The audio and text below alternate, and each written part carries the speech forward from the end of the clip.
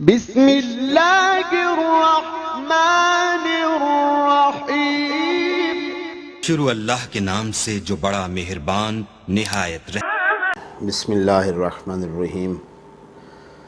الحمدللہ الواحد الاحد الفرد الصمد، والصلاة والسلام علی مصدر الخیر واشرف بریتہ ابی القاسم المصطفیٰ محمد وعلی آلہ الاطیبین الاطہرین المعصومین، اما بعد، وقد قال اللہ تبارک و تعالی فی کتابہ المجید والفرقانہ الحمید وہو اصدق القائلین وقولہ الحق۔ بسم اللہ الرحمن الرحیم۔ یا ایہا الذین آمنوا کتب علیکم الصیام کما کتب علی الذین من قبلکم لعلکم تتقون۔ برادران عزیز، آج کی ہماری گفتگو کا موضوع روزہ ہے۔ کہ آج ہم یہ سمجھنا چاہتے ہیں کہ حقیقت روزہ کیا ہے، فلسفہ روزہ کیا ہے، اس کے وجوب کی علت کیا ہے، کیوں رب العالمین نے روزہ ہم پر واجب کیا ہے، ہماری بھوک اور پیاس سے اللہ تعالیٰ کو کیا فائدہ حاصل ہو جاتا ہے۔ تو برادران گرامی، جیسا کہ سورہ مبارکہ البقرہ کی آیت 183 میں اللہ تعالیٰ نے ارشاد فرمایا ہے، یا ایہا الذین آمنوا، اے ایمان والو، کتب علیکم الصیام، روزے تم پر واجب کیے گئے ہیں۔ سب سے پہلے جو چیز قابل غور ہے وہ یہ ہے کہ اہل ایمان کو مخاطب کیا ہے، ہر آدمی کو مخاطب نہیں فرما رہا ہے۔ اس کا مطلب ہے کہ کوئی ایسی خاص چیز ہے، کوئی ایسا خاص تحفہ ہے جو وہ اللہ عز و جل اپنے مومن بندوں کو دینا چاہتا ہے۔ کتب علیکم الصیام، وہ تحفہ کیا دینا چاہتا ہے صاحبان ایمان کو؟ فرمایا کہ ہم نے روزے تم پر فرض کیے گئے ہیں، اور ساتھ ہی فوراً فرمایا کہ کما کتب علی الذین من قبلکم، اور تم نے پریشان نہیں ہونا کہ یہ صرف تمہارے لیے نہیں ہے، تم سے پہلے والی امتوں پر بھی روزے فرض ہوتے رہے ہیں۔ اس کا مطلب ہے کہ امت موسیٰ علیہ السلام، امت عیسیٰ علیہ السلام، باقی انبیاء کی امتیں، ان پر بھی روزے فرض ہوتے رہے ہیں، اور اسی طرح سے تم پر بھی یہ فرض ہو رہا ہے۔ اور آگے وجہ بیان فرمائی ہے کہ کیوں ہم نے روزہ تم پر فرض کیا ہے۔ فرمایا لعلکم تتقون، تاکہ تم صاحب تقوی بن جاؤ، تاکہ تم متقی بن جاؤ۔ متقی بن جاؤ یعنی پرہیزگار بن جاؤ۔ اور صوم کا اگر معنی دیکھا جائے تو وہ بھی اپنے نفس کو روک لینا ہے۔ صوم کا معنی یہی ہے، صیام یعنی اپنے نفس کو بعض چیزوں سے روک لینا، اور تقوی بھی یہی ہے۔ تقوی کا معنی بھی پرہیزگاری ہے۔ تقوی بھی انسان کو تزکیہ نفس کی طرف لے کے جاتا ہے، انسان کے نفس کو پاک کرنا مقصود ہے، پاکیزگی عطا کرنا چاہتا ہے وہ خالق کائنات انسان کو اس روزے کے ذریعے سے۔ اس لیے رب رحیم و کریم نے فرض کیا ہے اور اسے اپنی طرف سے دعوت قرار دیا ہے کہ ہم نے تمہاری دعوت کی ہے اس ماہ رمضان المبارک میں۔ اور دنیا والے جب دعوتیں کرتے ہیں تو اپنے عزیزوں کو بلاتے ہیں، اپنے رشتہ داروں کو بلاتے ہیں، اپنی جان پہچان کے لوگوں کو، اپنے اقربا کو بلاتے ہیں۔ بعض دعوتیں ایسی ہوتی ہیں جن میں امیروں کو بلایا جاتا ہے، غریبوں کو جانے کی اجازت نہیں ہوتی۔ لیکن یہ جو دعوت خدا بند عالم نے روزے کے ذریعے سے اور اس ماہ رمضان میں انسان کی جو دعوت فرمائی ہے، یہ دعوت عام ہے، سب کے لیے ہے، امیر کے لیے بھی ہے، غریب کے لیے بھی ہے، چھوٹے کے لیے بھی، بڑے کے لیے بھی، جسے معاشرہ چھوٹا شمار کرتا ہے اس کے لیے بھی ہے، جسے ہم بڑا سمجھتے ہیں اس کے لیے بھی ہے۔ تو دعوت میں جانے کا اصول تو یہ ہوتا ہے کہ جب بھی آپ کسی دعوت میں جاتے ہیں تو پہلے نہا دھو کر اپنے آپ کو سنوار کر اور پاک و پاکیزہ اور صاف و شفاف لباس پہن کر کسی دعوت میں لوگ جاتے ہیں، قیمتی لباس پہن کے جاتے ہیں۔ تو اسی طرح سے یہ دعوت الہی ہے، تو اس دعوت میں بھی اپنی روح کو پاک و پاکیزہ کر کے ہمیں جانا چاہیے۔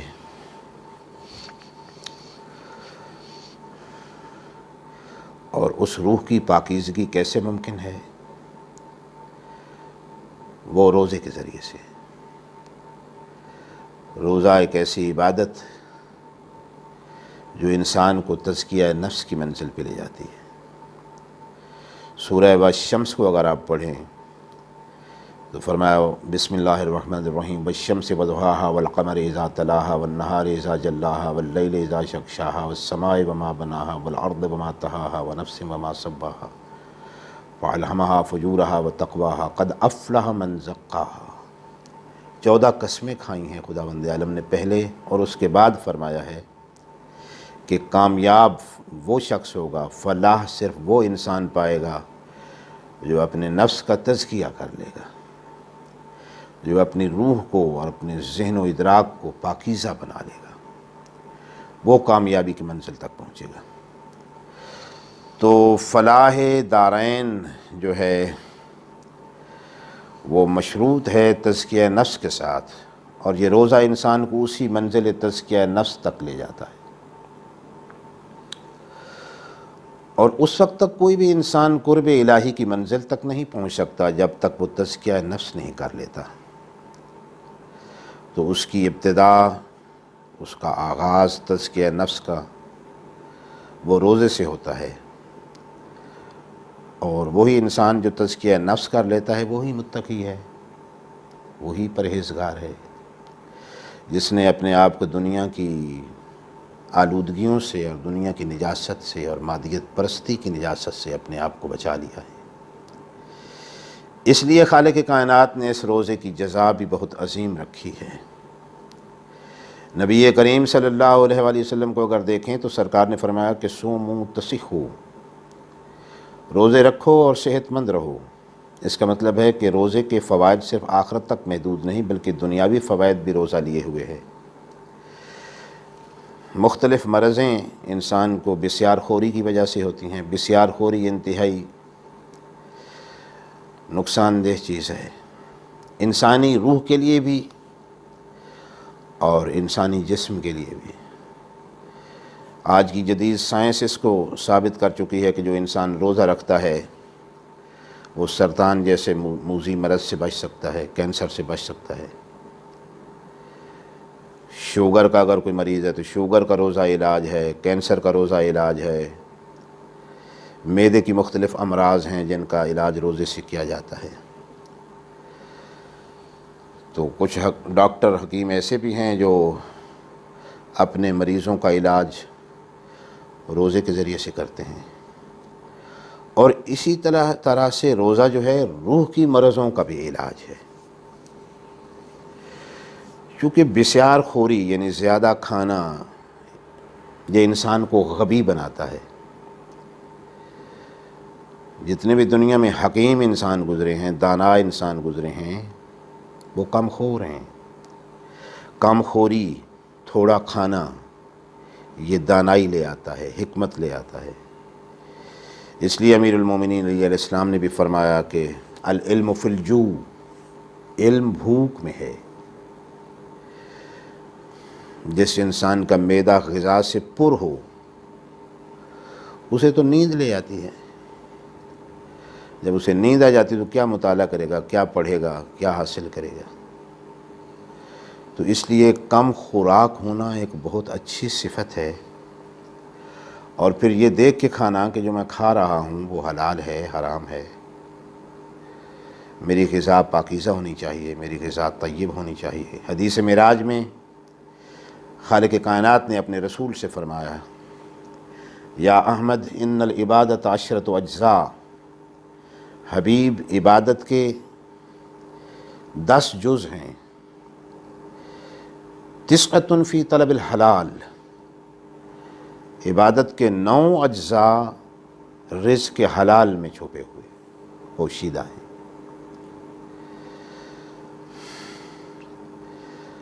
فرمایا کہ جب تمہارا مطعم اور مشرب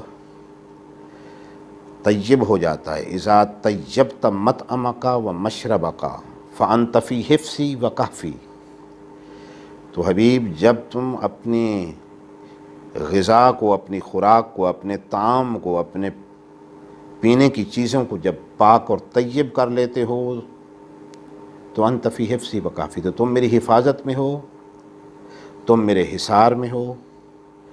اس کا مطلب یہ ہے کہ طیب اور پاکیزہ غذا جو ہے یہ خداوند عالم کے حصار میں انسان چلا جاتا ہے، اور کہف الہی میں اور حفظ الہی میں وہ انسان چلا جاتا ہے جو اپنی غذا کو طیب اور پاکیزہ کر لیتا ہے۔ اور پاکیزہ غذا کا درس اسی روزے سے ملتا ہے۔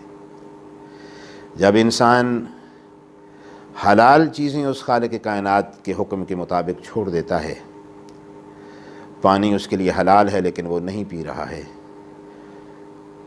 روٹی اس کے لیے حلال ہے، سالن کھانا اس کے لیے حلال ہے، مختلف پھل اس کے لیے حلال ہیں، جائز ہیں، لیکن اللہ تعالیٰ نے اسے حکم دیا ہے کہ یہ شام تک، افطار تک تم یہ چیزیں نہیں کھا سکتے ہو، تو اس رب رحیم و کریم کے حکم سے اگر وہ حلال چیزیں چھوڑ دیتا ہے تو پھر حرام چیزیں بھی چھوڑ سکتا ہے۔ یہ حرام چیزوں کو چھوڑ دینے کی ایک مشق ہے اصل میں، کہ جو اللہ کے حکم پر پانی نہیں پی رہا ہے وہ شراب کیسے پی سکتا ہے، جو اللہ کے حکم پر کھانا چھوڑ رہا ہے وہ بھنگ کیسے پی سکتا ہے، وہ چرس کیسے پی سکتا ہے، وہ منشیات کا کیسے استعمال کر سکتا ہے۔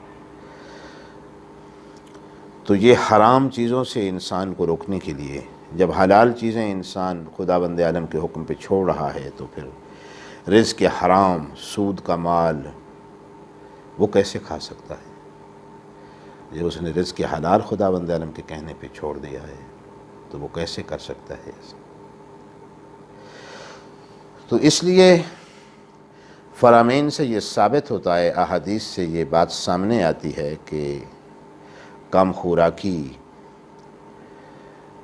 کم خوابی، تھوڑا سونا، کم کھانا، کم بولنا،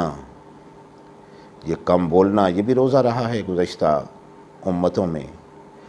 اور شب معراج بھی نبی کریم صلی اللہ علیہ وآلہ وسلم کو خداوند عالم نے فرمایا کہ یا احمد علیک بالصمت،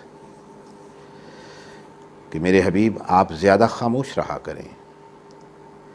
زیادہ بولنے والا بہت سی غلطیاں کر جاتا ہے، اور جو انسان کم بولتا ہے اس کا مطلب ہے جس انسان کے دل میں خدا رہتا ہو تو اس کا ذہن خدا کی طرف متوجہ رہتا ہے، اس لیے وہ کم بولتا ہے۔ جس انسان کے ذہن و قلب میں خداوند عالم آباد ہو، دوسری چیزیں اس کے ذہن میں کیسے آ سکتی ہیں؟ اس لیے وہ اس کی کلام، اس کی گفتگو بھی کم ہو جاتی ہے اور اس کی خوراک بھی کم ہو جاتی ہے، اور کم خوراکی حکمت کو لے آتی ہے۔ حکمت کا آغاز، حکمت کی ابتدا یہ کم خوراکی سے اور کم بولنے سے، جیسا کہ اسی حدیث معراج میں ایک مرتبہ نبی کریم صلی اللہ علیہ وسلم نے رب العالمین سے یہ عرض کی کہ مالک ما اول العبادہ، چونکہ خداوند عالم نے فرمایا تھا کہ ان العبادۃ عشرۃ اجزاء تسعۃ فی طلب الحلال، عبادت کے 10 جز ہیں، اس میں سے 9 جز عبادت کے رزق حلال کے طلب کرنے میں ہیں۔ تو نبی کریم نے یہ بھی سوال کیا کہ یا رب ما اول العبادہ، عبادت کا آغاز کہاں سے ہوتا ہے، پہلی عبادت کیا ہے؟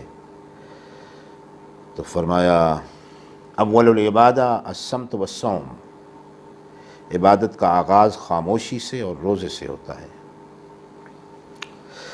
تو برادران عزیز، اس کا مطلب ہے کہ اگر کوئی انسان کم خوراک ہو جاتا ہے تو اس کا دل حکیم ہو جاتا ہے۔ یہ چیز حکمت اور دانائی لے کے آتی ہے، رزق حلال کھانا اور کم کھانا، یہ چیز حکمت لے کے آتی ہے۔ اور جب یہ حکمت آ جاتی ہے تو الحکمت تورث المعرفہ، تو حکمت معرفت کو لے آتی ہے۔ معرفت یعنی انسان قرب الہی میں چلا جاتا ہے، خداوند عالم اپنے رب کو پہچان لیتا ہے، اپنے آپ کو بھی پہچان لیتا ہے، اپنے رب کو بھی پہچان لیتا ہے۔ تو معرفت الہی کا آغاز حکمت سے ہو رہا ہے۔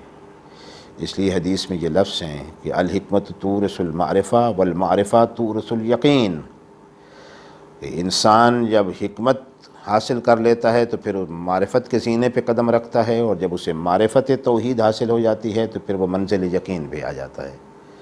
تو یہ تینوں چیزوں کی ایک چین ہے آپس میں، یہ تینوں چیزیں ملی ہوئی ہیں، متصل ہیں۔ کم خوراکی یعنی صوم، روزہ، یہ حکمت کو لے آتا ہے، حکمت معرفت کو لے آتی ہے، معرفت یقین کو لے آتی ہے۔ اور جب انسان یقین کی منزل پہ پہنچ جاتا ہے تو پھر اس کے لیے عسر اور یسر برابر ہو جاتی ہیں۔ مشکل حالات ہوں تو پھر بھی وہ اللہ کا شکر کرتا ہے، آسان حالات ہوں تو پھر بھی اللہ کا شکر کرتا ہے۔ مشکل حالات اس کے لیے پھر کوئی فرق نہیں پڑتا اس میں، وہ ہر مصیبت کو سہ جاتا ہے۔ جو منزل یقین پہ ہے، جو منزل یقین پہ ہے، وہ اپنے رب کو دیکھ رہا ہے۔ جب وہ اپنے پروردگار کو دیکھ رہا ہے تو اس کا مطلب ہے کہ اس میں ایک استقلال پیدا ہو جاتا ہے، اور یہی استقلال یہ روزہ لے کے آتا ہے۔ عزیزان گرامی، برادران محترم، تو اس لیے یہ وہ عبادت ہے کہ جو انسان کو تقوی کی منزل پر لے جاتی ہے اور اخلاص کی منزل پر بھی لے جاتی ہے۔ یہ روزہ اس لیے بھی فرض کیا گیا ہے تاکہ انسان کا پتہ چلے کہ وہ کتنا مخلص ہے۔ اخلاص کی پہچان تو اسی طرح، ریاکاری، باقی عبادات میں ریاکاری ممکن ہے لیکن روزے میں تو ممکن نہیں ہے۔ روزے میں انسان اکیلا بیٹھا ہوا ہے، ایک گھونٹ پانی کا پی سکتا ہے لیکن نہیں پیتا، یہ اخلاص ہے۔ تنہا کمرے میں بیٹھا ہوا ہے، وہاں دو نوالے کھا سکتا ہے لیکن نہیں کھاتا، یہ اخلاص ہے، یہ اس کا خلوص ہے۔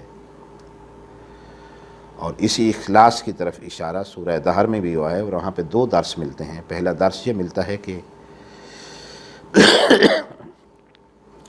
روزہ جو ہے یہ استعانت الہی کی منزل تک لے جاتا ہے، جیسا کہ قرآن مجید میں ارشاد فرمایا، یا ایھا الذین آمنوا استعینوا بالصبر والصلاۃ، اے صاحبان ایمان اللہ سے مدد طلب کرو روزے کے ذریعے سے اور نماز کے ذریعے سے۔ بالصبر والصلاۃ، صبر کے ذریعے سے اللہ سے استعانت کرو، مدد طلب کرو، اور نماز کے ذریعے سے اللہ سے مدد طلب کرو۔ تو یہاں پہ مفسرین نے صبر کی جو تفسیر کی ہے وہ روزے سے کی ہے۔ مفسرین کہتے ہیں کہ اللہ تعالیٰ نے اس آیہ مجیدہ میں روزے کو صبر فرمایا ہے۔ روزہ واقعی ایک صبر ہے۔ صبر کسے کہتے ہیں؟ حبس نفس کو، اپنی ذات پہ کنٹرول کا ہو جانا۔ اور جب انسان اپنی ذات پر کنٹرول کر لیتا ہے، اپنے اعضاء و جوارح پہ کنٹرول کر لیتا ہے، تو پھر وہ منزل اخلاص کی طرف قدم بڑھاتا ہے۔ تو ایک تو اخلاص اس سے ثابت ہوتا ہے، اور دوسرا درس یہ ملتا ہے سورہ دہر کی ان آیات سے، وَيُطْعِمُونَ الطَّعَامَ عَلَىٰ حُبِّهِ مِسْكِينًا وَيَتِيمًا وَأَسِيرًا، جس کا اصل سبب نزول یہی ہے کہ حسنین شریفین علیہم السلام مریض ہوئے تو سیدہ کونین نے یہ نذر کی کہ انہیں شفا مل گئی تو میں 3 دن روزے رکھوں گی۔ امیر المومنین نے بھی کہا کہ میں بھی 3 دن روزے رکھوں گا۔ تو یہاں سے ایک درس ملتا ہے اس پنجتن کے گھرانے سے، اس آیت تطہیر والے گھرانے سے یہ سبق ملتا ہے کہ اگر تمہیں کوئی مشکل پیش آ گئی ہے، کوئی مرض آ گیا ہے، کوئی تکلیف آ گئی ہے، تو تم روزہ رکھو، جیسا کہ جناب سیدہ کونین روزہ رکھ رہی ہیں، امیر المومنین روزہ رکھ رہے ہیں، حسنین شریفین علیہم السلام خود روزہ رکھ رہے ہیں۔ تو اس روزے کے ذریعے سے اللہ سے استعانت کی جائے، اللہ سے مدد مانگی جائے۔ جب بھی کوئی مشکل درپیش ہو تو انسان روزے کی نظر کر لے، نماز کی نظر کر لے کہ میں اتنے نوافل پڑھوں گا، میری مشکل حل ہو جائے تو یہ نظر دوں گا، میری یہ مشکل حل ہو جائے تو میں روزے رکھوں گا۔ تو ماہ رمضان المبارک کے علاوہ باقی ایام میں بھی انسان کو کوئی مشکل درپیش ہو تو روزے کی نظر کرنی چاہیے، نوافل کی نظر کرنی چاہیے۔ یہ نظر قرآنی ہے، قرآن مجید جس نظر کی طرف اشارہ کر رہا ہے۔ اور پنجتن کے اس گھرانے نے، تطہیر کے اس گھرانے نے بھی اس نظر کو کیوں اختیار کیا؟ چونکہ خداوند عالم نے قرآن مجید میں فرمایا کہ یا ایھا الذین آمنوا استعینوا بالصبر والصلاۃ، کہ روزے کے ذریعے سے اور نماز کے ذریعے سے تم اللہ سے استعانت کرو اور اس سے مدد طلب کرو۔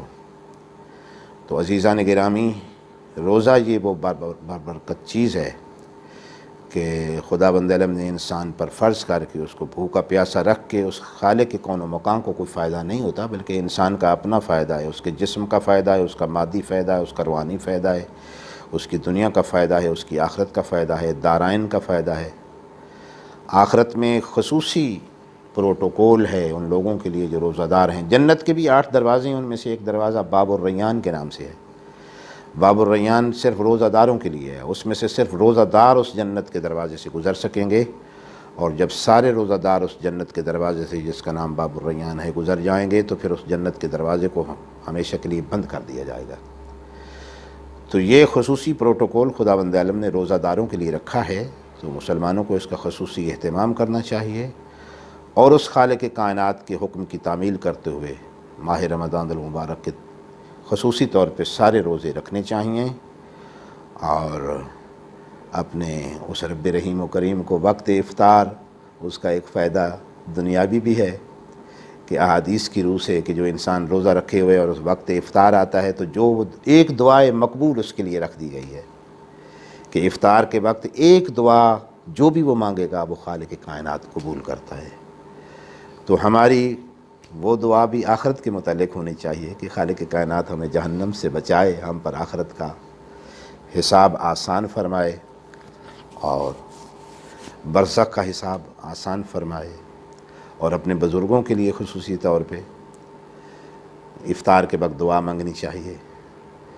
تو اس طرح سے روزہ رکھ کے انسان دارین کی فلاح اور دنیا اور آخرت دونوں کی کامیابی سمیٹ سکتا ہے۔ وآخر دعوانا ان الحمد للہ رب العالمین۔